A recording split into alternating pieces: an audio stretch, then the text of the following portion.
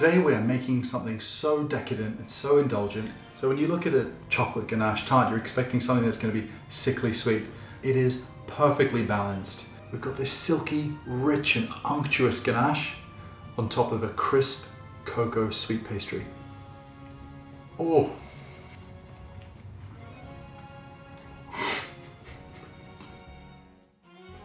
We're going to start by making a variation of the sweet short pastry of brown sugar, caster sugar, plant-based milk, and extra virgin olive oil. Now, something pretty magical happens here. In the presence of sugar, oil and milk, or oil and water, we're going to combine. I don't know the science of it, it just happens. So we just whisk it, and it thickens and becomes glossy and smooth. So then our dry mix is flour, plain flour, pinch of salt and cocoa powder. We just want to mix these to combine. I like to use a whisk for something like this. So we're just going to whisk these together, add the syrup. Ooh. Just going to mix everything to combine. You can use the back of your spatula to push everything together to form a dough. We do want to avoid over mixing because it can start to get a little bit crumbly. There'll come a point where you might just want to get your hands in and mix it until it just comes together and there are no dry streaks left. It is much easier to line a large tart tin when you roll the pastry between two sheets of paper and then place a sheet on top.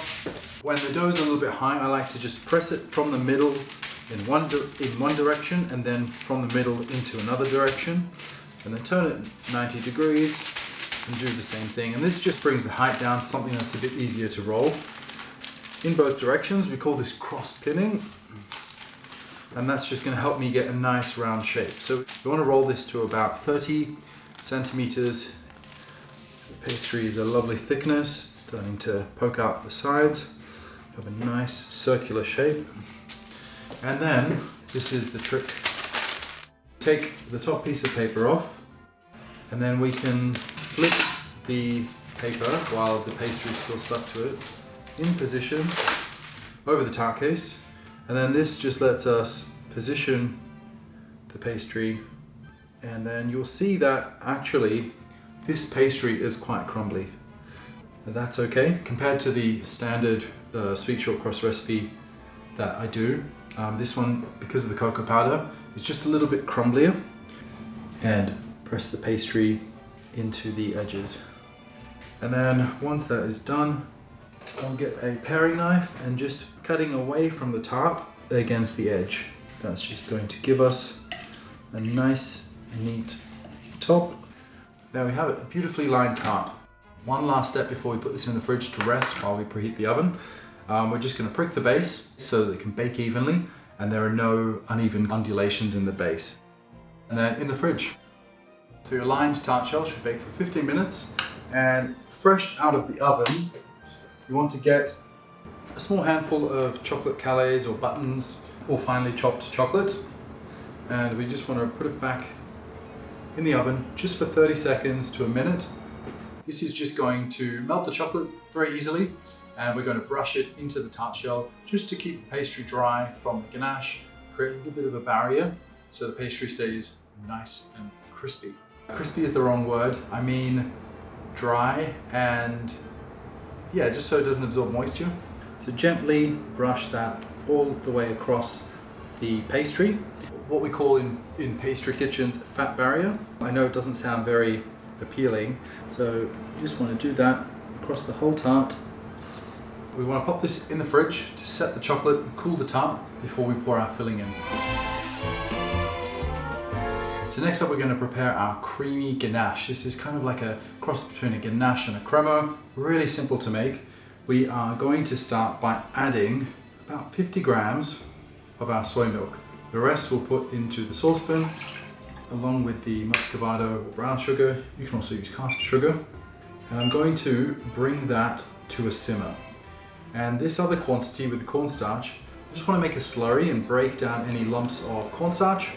So the idea is that we're going to heat this first lot of plant-based milk up and then add the cornstarch or cornflour. For this tart, always choose a really nice chocolate because that is the only thing the only flavor that we're getting in this thing, and it should be a celebration of the chocolate. So as soon as this comes up to a simmer, switch it off and then pass our slurry just through a sieve to make sure there are no lumps. We're just going to whisk this and it's going to thicken up, and then we can turn the heat back on to a low to medium heat. As soon as we see some bubbles come up, we'll cook it for another 30 seconds just to make sure that all the starch is cooked out. So I'm going to then pour this over the chocolate. I highly recommend going at this with a hand blender. So I'm just going to stir this to make sure that all the chocolate around the sides gets picked up. What using a hand blender does is kind of breaks down a little bit of the starch.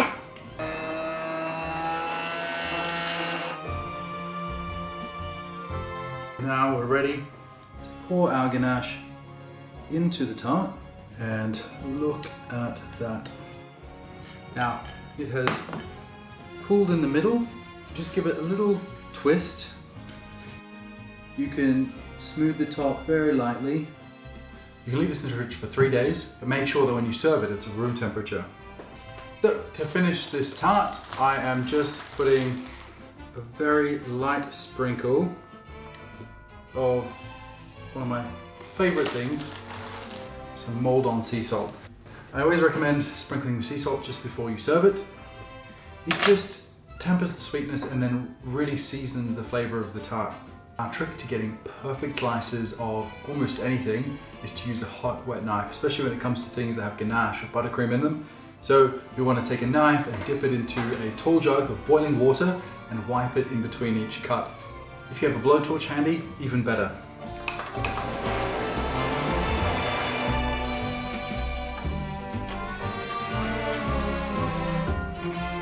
Ta-da! Moment of truth.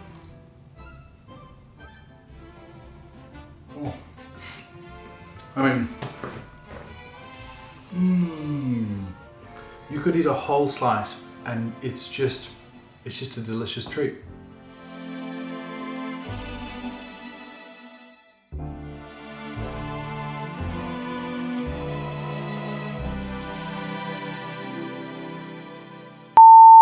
It is so simple, but so good. Can I say that? I don't think I can say that. I mean, it's just a amazing chocolate tart.